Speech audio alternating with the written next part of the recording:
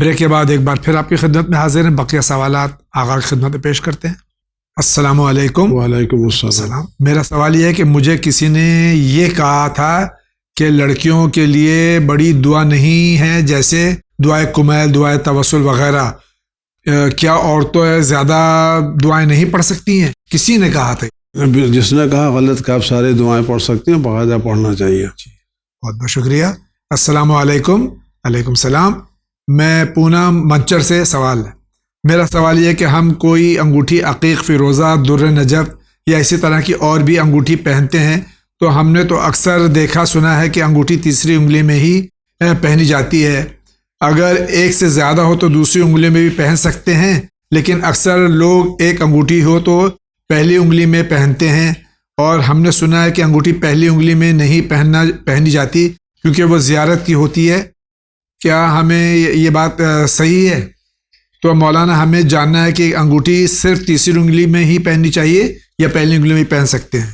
انگوٹھی جو آپ کو تیسری، چوتھی اور پانچویں انگلی میں پہننا چاہیے۔ 5 انگلیاں ہوتی ہیں تو یہ چوتھی یا پانچویں میں پہننا چاہیے۔ ان 2 انگلیوں میں جو انگوٹھی پہنی جاتی ہے وہ اس قوم کے علامات میں خدا بند عالم نے عذاب نازل کیا تھا۔ ان 2 انگلیوں میں انگوٹھی نہیں، ان 2 انگلیوں میں پہن سکتے، خالی ان دونوں چوتھی اور پانچویں انگوٹھی پہننا چاہیے۔ شکریہ۔ السلام علیکم آغا صاحب۔ علیکم السلام۔ May Allah Almighty bless you in this and hereafter. Ilahi Ameen. I have recently 10 days ago undergone no surgery. ان کے 10 دن پہلے ناک کی سرجری ہوئی ہے۔ Doctor has said that surgery was good.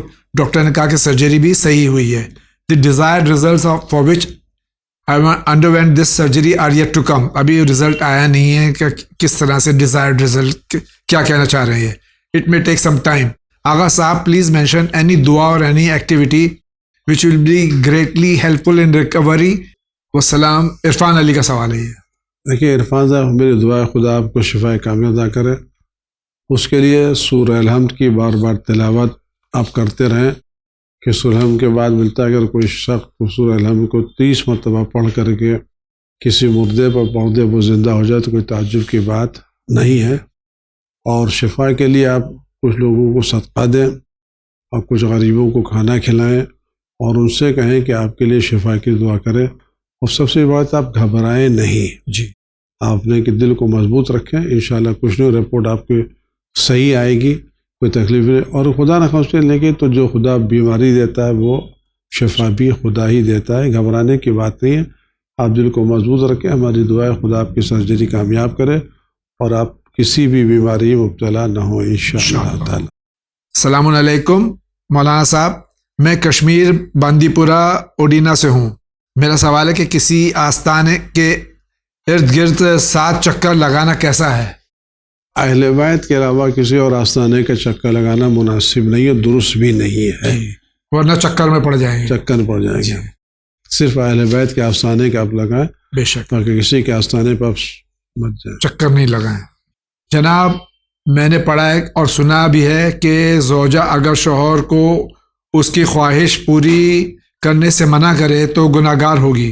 تو سوال یہ کہ میرا کہ اگر شوہر وقتی طور پر میڈیسن لے کر یا کسی اور طریقے سے دوائیاں لے کر وقتی طور پر بیوی کو سیٹسفائی کر لیتا ہے، لیکن عام طور سے وہ بیوی کا حق ادا نہیں کر پاتا، تو اس سلسلے میں چلتا اگر بیوی نماز قضا ہونے کے ڈر سے یا بلا وجہ کی نجاست سے بچنے کے لیے منع کرتی ہو تو کیا وہ بھی گناہ گار ہوگی؟ پلیز جواب چینل کے ذریعے ضرور دیجیے گا۔ میرا یہ نام شو میں ریپیٹ نہ کیجیے گا تو مہربانی ہوگی، یہ بہت ساری خواتین کا مسئلہ ہے، اس لیے اگر چینل پر جواب آئے گا تو خواتین کو بھی آسانی ہو جائے گی۔ اس کے مسئلے کے 2 رخ ہیں اور دو ایک دوسرے سے ملتے جلتے نہیں ہیں۔ پہلا مسئلہ یہ کہ آپ کہتے ہیں کہ میں دواؤں کے ذریعے سے اپنی بیوی کو سیٹسفائی کر دیتا ہوں، اور دوسری طرف آپ یہ کہتے ہیں کہ جب میں خواہش کرتا ہوں تو میری بہانہ کرتی ہے، تو 2 چیزیں آپس میں متضاد ہے، ملتی نہیں ہے۔ جی، کیونکہ اگر آپ پہلے متہ یہ کہیں کہ صاحب بیوی کا مطالبہ ہے اور میں دواؤں سے اسے کرتا ہوں، اور دوسری متہ ہے کہ بیوی تیار نہیں ہو رہی ہے، جی، تو اگر بیوی تیار نہیں ہو رہی ہے تو پھر مسئلہ کیا ہے؟ دیکھیے اس میں مسئلہ یہ ہے کہ آپ کو بھی خیال رکھنا چاہیے کہ نماز ایک اہم واجب ہے، اس کو قضا نہیں کرنا چاہیے۔ نماز کا ایک وقت معین ہے، وہ نماز وقت آگے پیچھے نہیں ہو سکتا، لیکن آپ کے خواہشات کا وقت معین نہیں ہے۔ آپ اپنے خواہشات ایسے وقت پر بھی ادا کر سکتے ہیں جب نہ آپ کی نماز قضا ہو، نہ بیوی کی نماز قضا ہو۔ البتہ جو ازواج کی اور بیویوں کی ذمہ داریاں ضرور ہیں۔ السلام علیکم مولانا صاحب۔ علیکم السلام، میرا نام ترنم ہے۔ میرا کوشچن یہ ہے کہ آج کل کی برائڈ یعنی دلہن کا جوڑا وائٹ کلر کا ہوتا ہے، تو کیا یہ صحیح ہے؟ اور ہمارے نبی صلی اللہ علیہ وآلہ وسلم کی بیٹی جناب اکلوتی بیٹی جناب فاطمہ زہرا صلوات اللہ سلام اللہ علیہا کی شادی کا جوڑا کا کلر بھی کیا وائٹ تھا؟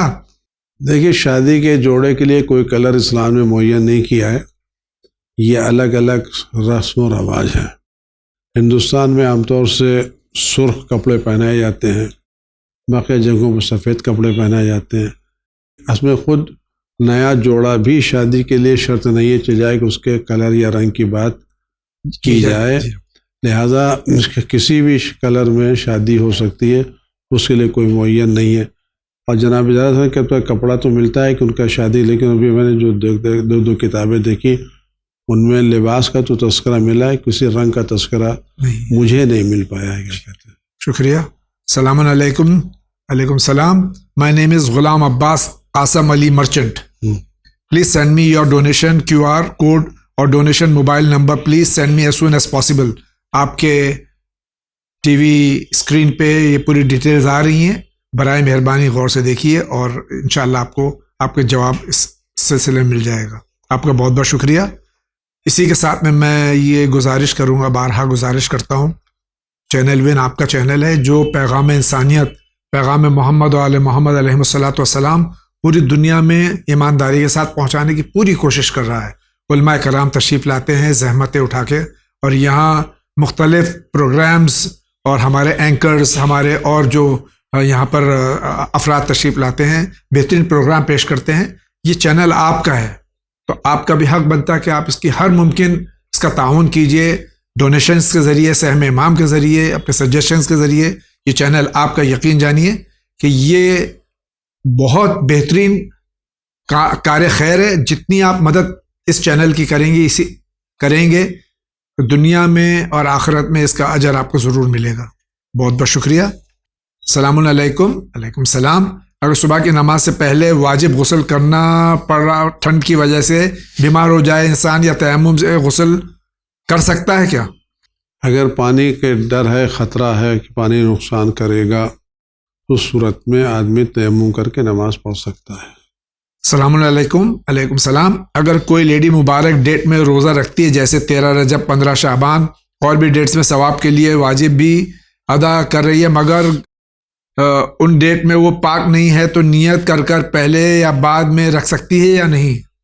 اگر اس کی نیت ہے تو اگر اس ڈیٹ میں، اس تاریخ میں عورت پاک نہیں ہے، خداوند عالم اس کی نیت پر اس کو ثواب دے دے گا۔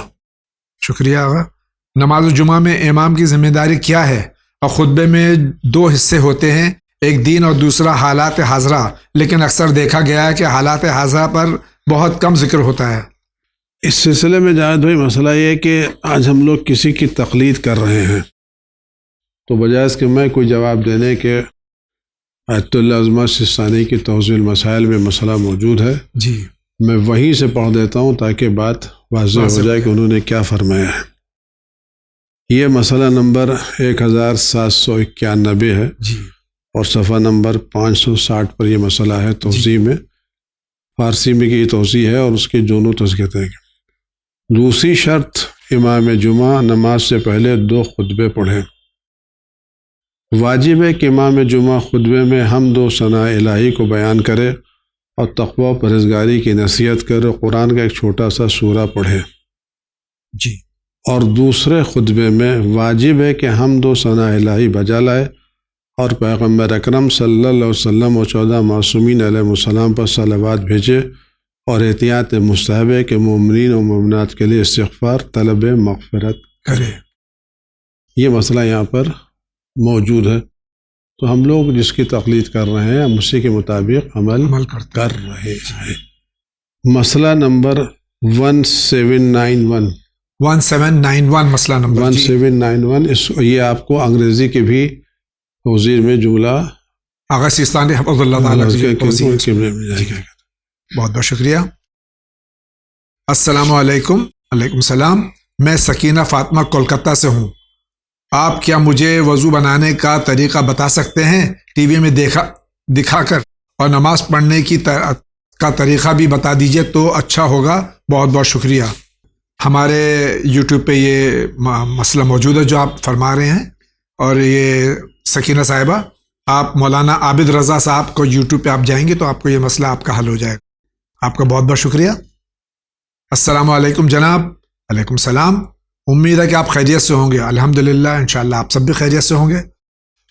میں پوچھنا چاہتا ہوں کہ کربلا کے میدان میں جب امام حسین علیہ الصلوۃ والسلام کو شہید کر دیا گیا تو وہاں کبوتر آیا تھا جو کہ امام حسین علیہ السلام کی شہادت کی خبر لے کر مدینہ گیا تھا، جسے سب کبوتر نامہ کہتے ہیں. ذرا اس کی وضاحت فرما دیجیے. دیکھیے اس زمانے میں بھی آج بھی زمانے میں کبوتروں کو خطوط ارسال کرنے کے لیے استعمال کیا جاتا تھا، اور آج اس زمانے اور آج بھی ہوتا ہے کبوتروں کو. اس زمانے میں ظاہر بات ہے کہ یہ خبر پہنچانی تھی جی. تو خبر کیسے پہنچتی مدینہ کی؟ جی. اگر سفر میں جاتے تو مدتوں لگتی، تو خدا بندہ نے اس کے انتظام کیا تھا کس طرح کے ایک سفیر کو بنا کر کے پہنچا دے تاکہ وہ امام حسین کی خبر وہاں تک پہنچا دے. اور خود رسول خدا صلی اللہ علیہ وسلم کو لوگوں نے روز عاشور اس حالت میں دیکھا تھا کہ ان کے آستینیں چڑھی ہوئی تھیں، گریبان کھلا ہوا تھا، سر اقدس پر خاک تھی، اور بدن مبارک پر لباس میں جگہ جگہ خون لگا ہوا تھا، اور ہاتھ میں ایک شیشی جس میں خون ابلا. پوچھا آپ کہاں سے آ رہے ہیں؟ فرمایا کہ میں کربلا سے آ رہا ہوں. میں صبح سے کربلا کے میدان میں تھا اور میرا بچہ کربلا کے میدان میں بھوکا پیاسا شہید کر دیا گیا. یہ شیشی اس کا اور اس کے اصحاب کا خون ہے. السلام علیکم. علیکم السلام. پاکستان سے ہوں. جی میرا کویشچن یہ ہے کہ کیا ہم اٹیچ واش روم میں نماز کے لیے وضو کر سکتے ہیں؟ کر سکتے، کوئی مسئلہ نہیں ہے. مسئلہ نہیں، کر سکتے ہیں. السلام علیکم حضرت. علیکم السلام.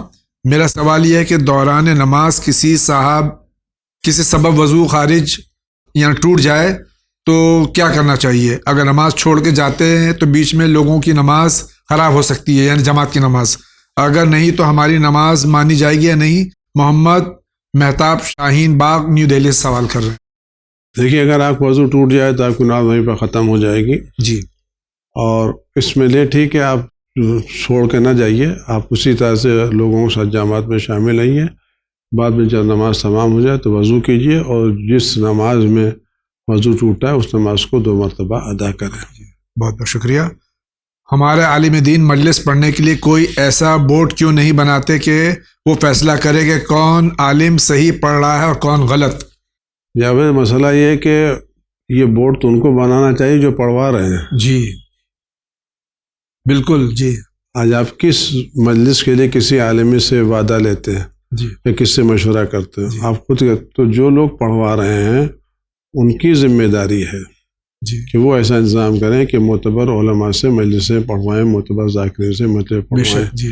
تو پڑھوانے والے اپنی ذمہ داری نہیں محسوس کرتے، دوسروں کی سر پہ ذمہ داری ڈال دیتے ہیں. آپ جو مدعو کر رہے ہیں، آپ مدعو کرنے والوں کو، دعوت دینے والوں کو یہ کام کرنا چاہیے کہ معتبر افراد سے آپ رجوع کریں کہ کس کو بلائیں کس کو نہ بلائیں. شکریہ آغا. سلام آغا صاحب. سوال یہ کہ ذاکر اور عالم کا فرق بتا دیجئے. دیکھیے ذاکر اور عالم میں کوئی فرق نہیں ہے. ذکر وہ ذاکر جو امام حسین کا ذکر کرتا، عالم جو پڑھا لکھا ہے، تو جو صحیح معنوں میں پڑھا لکھا ہوگا وہی صحیح معنوں ذکر امام حسین السلام بھی اور ذکر اہل بیت السلام بھی کر دے گا. یہ ہم لوگوں نے اپنے کیا فرق محسوس کر لیا ہے کہ وہ جو پڑھا لکھا نہ ہو اس کو ذاکر کہتے ہیں، جو پڑھا لکھا ہوتا ہے. ایسا کوئی مسئلہ نہیں ہے ہمارے کے یہاں، بلکہ صحیح معنوں میں ذاکر وہی ہے جو علم رکھتا ہو اور جس کو واقعات کا علم ہو، وہی ذاکر کہتا ہے، وہی ذکر اہل بیت کر سکتا ہے. آپ ذکر اہل بیت کرنے کے بعد گئیے تو ذکر اہل بیت سے وہ ذاکر کہلاتا ہے، پڑھا لکھا ہونے سے وہ عالم کہلاتا ہے. یہ تفریق تو یہاں ورنہ ایسے کوئی تفریق نہیں ہے، بلکہ عالم ہی کو ذاکر ہونا چاہیے. شکریہ آغا. سلام جاوید بھائی اور مولانا صاحب. علیکم السلام. جو لوگ ممبر پر مجلس پڑھنے جاتے ہیں وہ لوگوں کو کہتے ہیں کہ یہ نہ کرو وہ نہ کرو، لیکن وہ خود عمل نہیں کرتے. اس کا عوام پر بہت برا اثر ہوتا ہے، کیا کیا جائے؟ دیکھیے جاوید، میں ایک بات کروں کہ علماء پر اعتراض کرنا بہت آسان کام ہے، اور ہر آدمی کچھ نہ کچھ اعتراض کرنے کی باتیں کرتا ہے.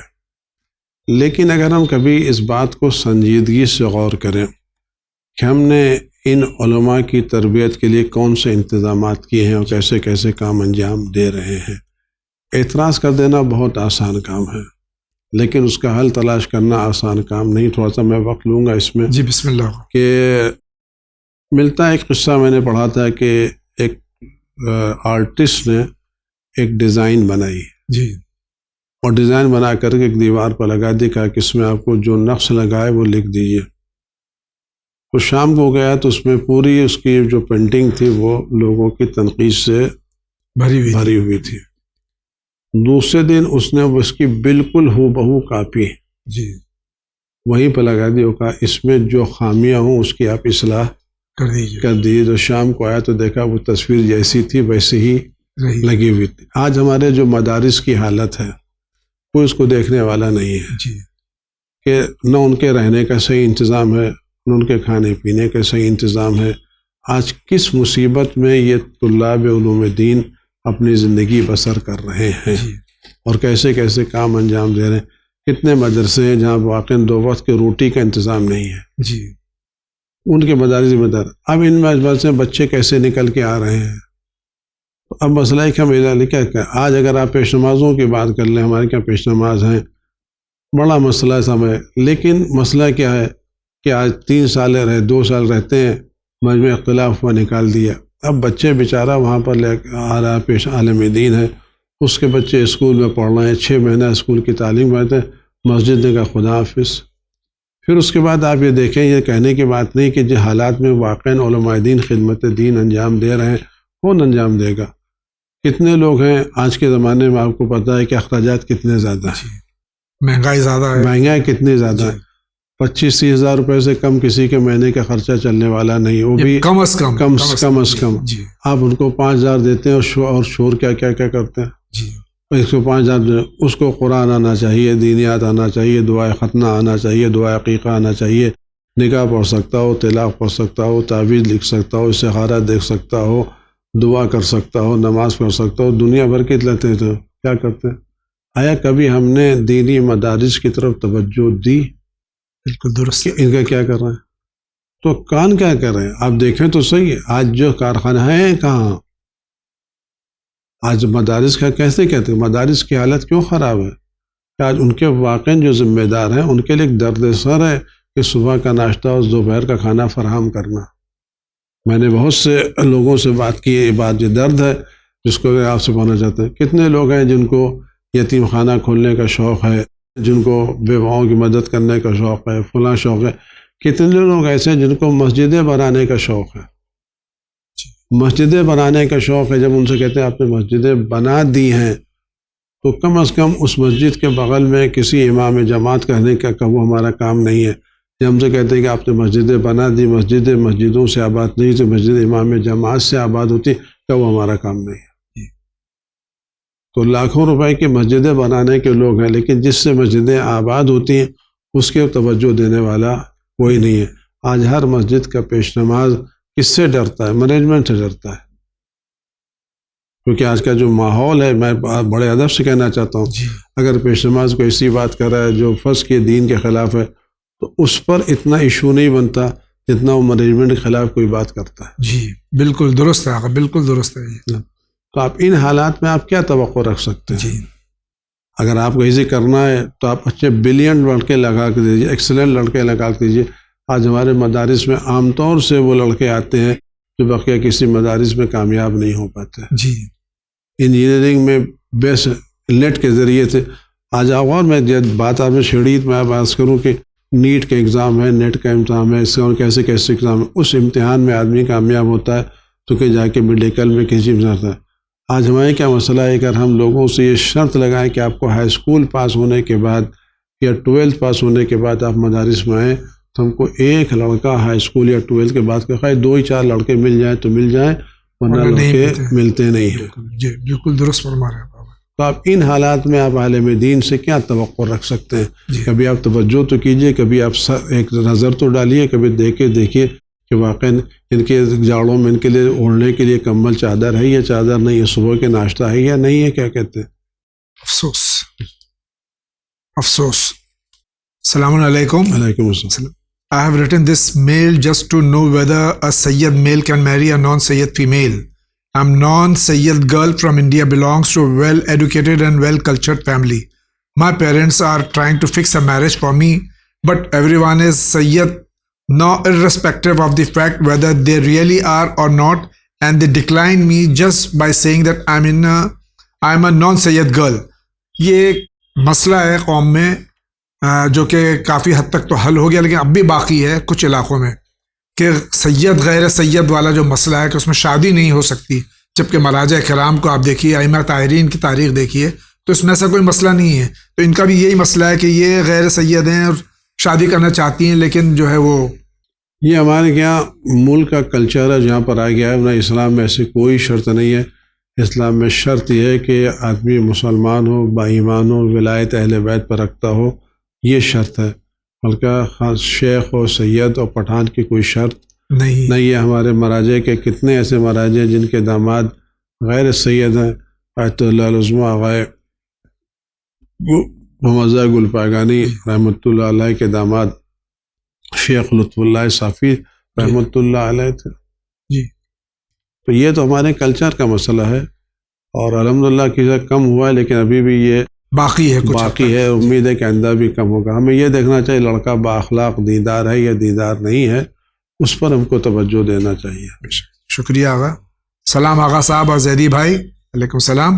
ڈاکٹر، انجینئر اور وکیل ہر کوئی اپنے نام کے پیچھے اپنی ڈگری لگاتا ہے، لیکن عالم دین اپنی ڈگری کیوں نہیں لگاتے؟ اور اگر لگاتے تو ہم کو یہ پتہ چلے کہ وہ کہاں تک پڑھے ہیں اور کون سے حوزے سے پڑھے ہیں۔ آج کل دیکھا گیا ہے کہ ہر کوئی ممبر پر جا کر مجلس پڑھ دیتا ہے، چاہے وہ صحیح ہو یا غلط۔ دیکھیے اس مسئلہ نہیں ہے، شاید پوچھنے والا بہت سے واقف نہیں ہے۔ ہمارے کیا جو مدارس ہیں ان مدارس کی آخری ڈگریاں ہیں۔ جی لکھنؤ میں جو مدرسہ ہے سلطان المدارس، اس کی آخری ڈگری سطر الافاضل ہے۔ ناظمیہ ہے، اس کی ڈگری ممتاز الافاضل ہے۔ جوادیہ ہے، اس کی ڈگری فخر الافاضل ہے۔ واعظین ہے، اس کی ڈگری واعظ ہے۔ تو پرانے زمانے میں لوگ تھے، آج بھی لوگ اپنے نام کے سامنے صدر الافاضل، جی ممتاز الافاضل، فخر الافاضل، نجم الافاضل، تاج الافاضل، یہ مختلف مدارس کی ڈگریاں ہیں جو لوگ لگاتے ہیں اور آج بھی لگائی جا رہی ہے۔ واعظ لکھے جا رہے ہیں، آج بھی لوگ اس کو لکھ رہے ہیں، یا فاضل قوم یا فاضل نجف لوگ اس کے اندر، لیکن ایسا ہے کہ نہیں لکھ رہے ہیں۔ رہ گیا کہ مجلس پڑھواتے ہیں۔ میں پھر کہتا ہوں کوئی عالم خود سے مجلس نہیں پڑھتا، آپ پڑھواتے ہیں۔ جی تو آپ اپنی ذمہ داری محسوس کیجئے نا، آپ ذمہ داری محسوس پوچھئے یہ ہم جس سے مجلس پڑھوا رہے ہیں اس کا بیک گراؤنڈ کیا ہے، کس مدرسے میں پڑھا لکھا ہے، آپ خود اس سے پوچھ لیجیے، لوگوں سے پوچھ لیجیے۔ آج کے زمانے میں تو کوئی مسئلہ تو ہے ہی نہیں جی کہ یہ آدمی کس مسئلے سے پڑھا لکھا ہے۔ آپ خود تحقیق کرتے نہیں ہیں اور ذمہ داری دوسروں کے گردن پر ڈال دیتے ہیں۔ جی آپ خود تحقیق کر لیجیے کیا کہتے ہیں۔ شکریہ آغا۔ السلام علیکم۔ علیکم السلام۔ لکھا ہوا ملتا ہے کہ شب معراج یا ایسے ہی خاص دنوں میں کہ روزے اگر کوئی کرے تو اتنے سالوں کے روزوں کا ثواب ملے گا۔ کیا یہ واجب روزوں کی کمپنسیٹ ہوگی جو قضا ہو گئے ہیں؟ فی امان اللہ۔ اگر آپ نے روزہ رکھا ہے تو آپ کو ایک روزے کے بدلے میں ایک ہی روزہ قضا ادا ہوگا، زیادہ ثواب الگ مسئلہ ہے، اور قضا کی ادائیگی رکھی۔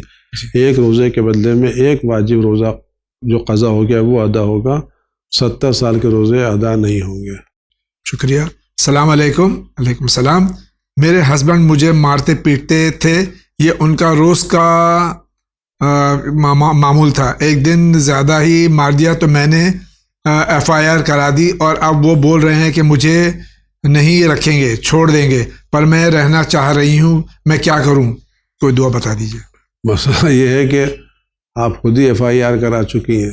جی تو جب آپ اپنے شوہر کے FIR کرا چکی ہیں، اس کا جب کیس چل رہا ہے تو پہلے آپ FIR کو جا کے کینسل کرائیے اور اپنے شوہر کے تعلق سے اپنے حالات کو خود ٹھیک کیجیے، اور اس طرح کے مسائل میں ہم یہ نہیں کہتے آپ غلط بیانی سے کام لے رہی ہیں، لیکن جب تک ہم دوسرے طرف کی بات نہ سن لیں اس وقت تک ہم کوئی اس ون چینل کے ذریعے سے آپ کو کوئی حل نہیں بتا سکتے. ہم نہیں کہتے آپ غلط بیان، لیکن جب تک ہم آپ کے شوہر کی بات نہ سن لیں اس وقت تک ہم ون چینل سے کوئی عمومی بات نہیں کہہ سکتے.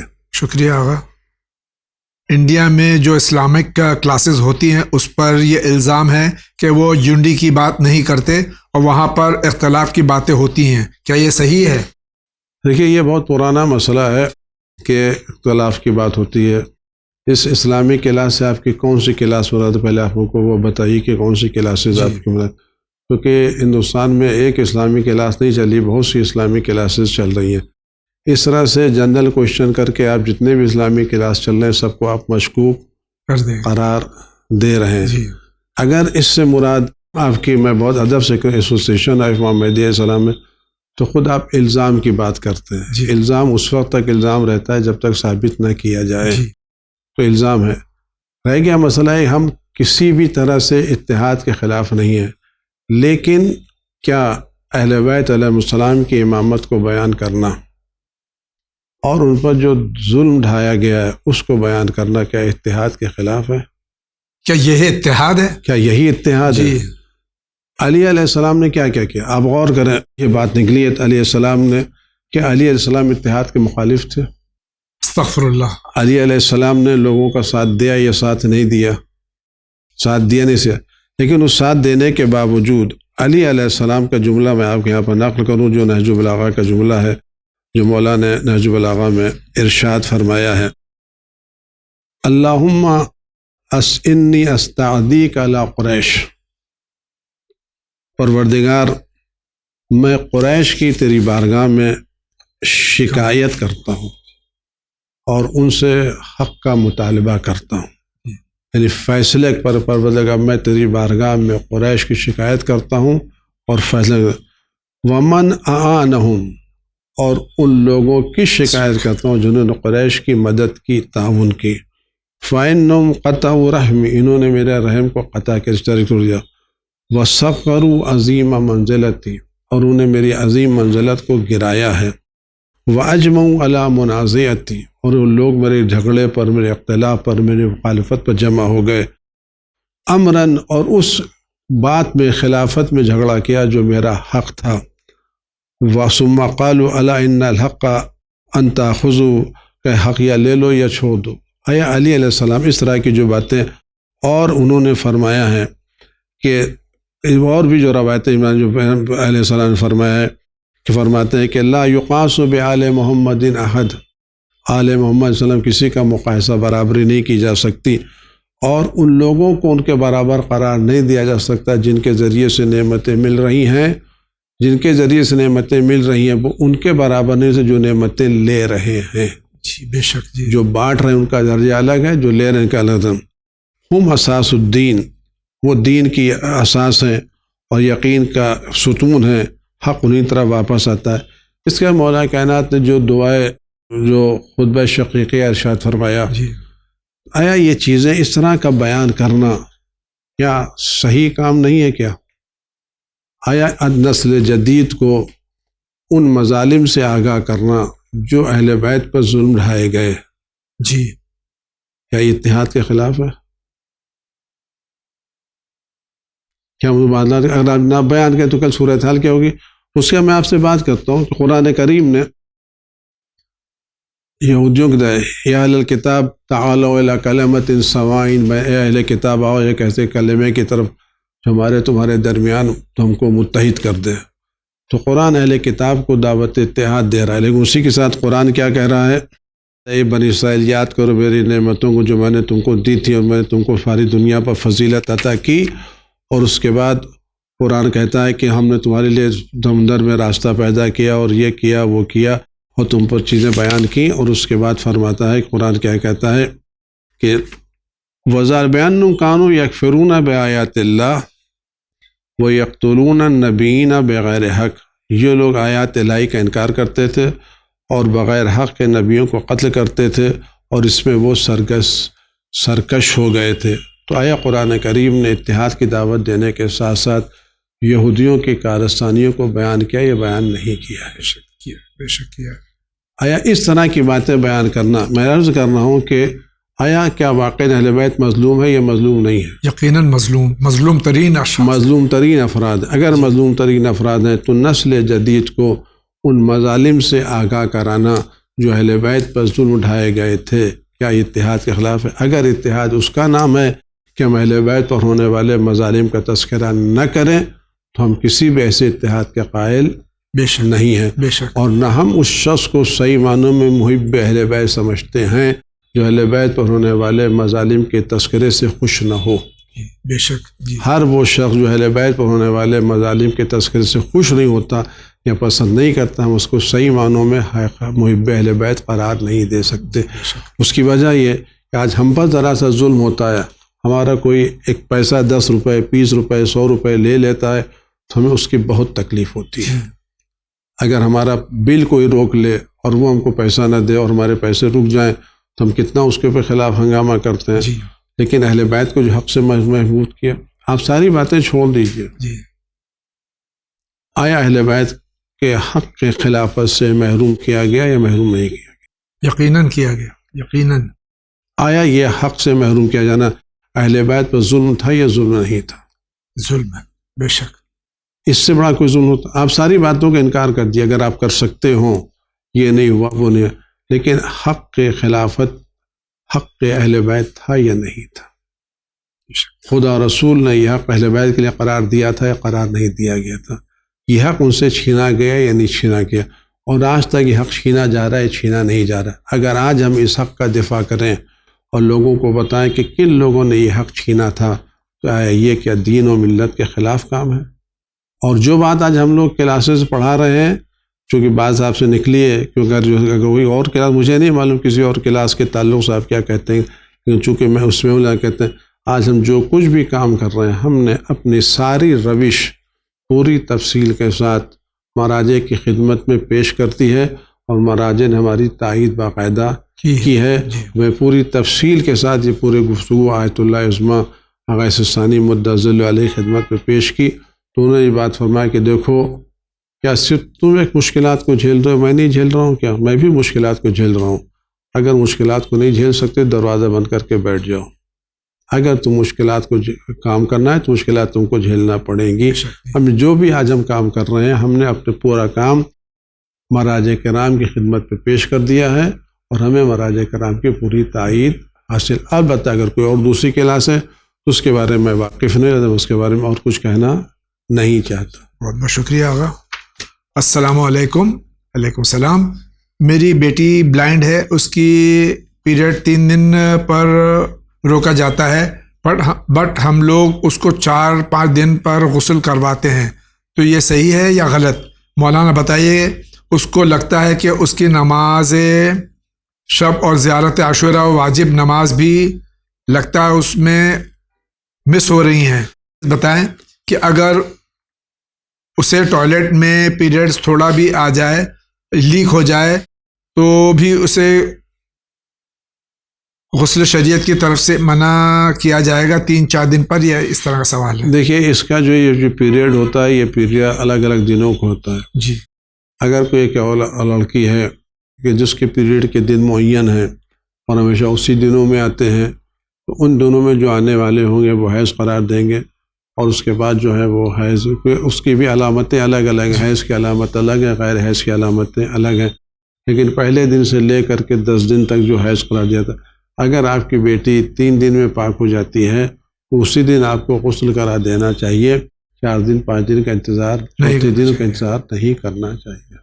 یہ حسن ہے دہلی سے۔ جی، میرا کوشچن یہ ہے کہ میری دادی کی عمر 70 سال ہے، ان سے اب روزے رکھے نہیں جاتے ہیں، تو کیا وہ روزہ قضا کر سکتی ہیں یا کیا کرنا چاہیے؟ اگر روزوں پر روزہ واجب نہیں ہے ان کو، بلکہ ہر روزے کے بدلے میں 750 گرام گیہوں کسی فقیر کو دے دینا چاہیے۔ السلام علیکم۔ وعلیکم السلام۔ از مرسی کلنگ آف پیٹس الاؤڈ؟ کیا جانور جو بیمار ہیں اور پیٹس جو گھر میں پالتو جانور ہیں ان کو مار دینا صحیح ہے؟ دیکھیے، آپ کے گھر میں جو پالتو جانور ہیں ان کو نہیں مارنا چاہیے، وہ چھوڑ دیجیے، ایسے ہی تو آپ ان کو جا کر کسی جگہ جنگل میں بیمار ہیں یا کچھ ہیں ان کو جا کر کے مارنا نہیں چاہیے. شکریہ. السلام علیکم. وعلیکم السلام. مجھے میرے سسرال سے بہت پریشانی ہوئی ہے. میں 5 منتھ پریگننٹ ہوں. مجھ سے سسرال میں کوئی عزت پیار سے بات نہیں کرتا، ملتا جلتا نہیں ہے، صرف نوکرانی کی طرح ٹریٹ کرتے رہتے ہیں. میرے شوہر پیار کرتے ہیں لیکن ان کے ماں بہن کے جھوٹی باتوں کو لے کر مجھے غصہ دکھاتے ہیں. اس طرح کی ساری باتیں ہیں. آگا دیکھیے بات یہ ساری باتیں ہم یہ نہیں کہتے آپ غلط، آپ صحیح بات بیان کر رہی ہوں گی کہ جب تک ہم دوسری طرف کی پوری بات سن نہ لیں اس وقت ہم کوئی فیصلہ نہیں کر سکتے. البتہ اسی طرح کی ایک شکایت امام کی خدمت میں ایک عورت نے کی تو اس کا شوہر اس کو نہیں چاہتا، تو امام نے اس کو بات ہے کہ نماز شب پڑھا کرو. جی. اس عورت نماز شب پڑھنا شروع کی. اس کے بعد کیا پوچھا، مولا مسئلہ بالکل بدل گیا، ہمارا شوہر بہت زیادہ چاہ رہا ہے، آپ نماز شب پڑھنے کی کوشش کریں، انشاءاللہ آپ کے حالات گھر کے بدل جائیں گے انشاءاللہ. بہت بہت شکریہ. ناظرین کرام، اسی کے ساتھ آج کے اس ایپیسوڈ کا وقت ختم ہو چاہتا ہے. میں حجت اسلام کا شکریہ ادا کرتا ہوں اپنی جانب سے، آپ سب کی جانب سے، کہ تشریف لائے. اس دعا کے ساتھ کہ انشاءاللہ ماہ رجب المرجب، ماہ شعبان المعظم، اور اس کے بعد ماہ مبارک رمضان، اس میں ہم زیادہ سے زیادہ اللہ سے قریب ہونے کی کوشش کریں توسل سے اہل بیت علیہ الصلوۃ والسلام کے. آغا آپ کا بہت بہت شکریہ، آپ تشریف لائے. اسی کے ساتھ اجازت دیجیے، زندگی رہی پھر آپ سے ملاقات ہوگی. وآخر دعوانا الحمد للہ رب العالمین.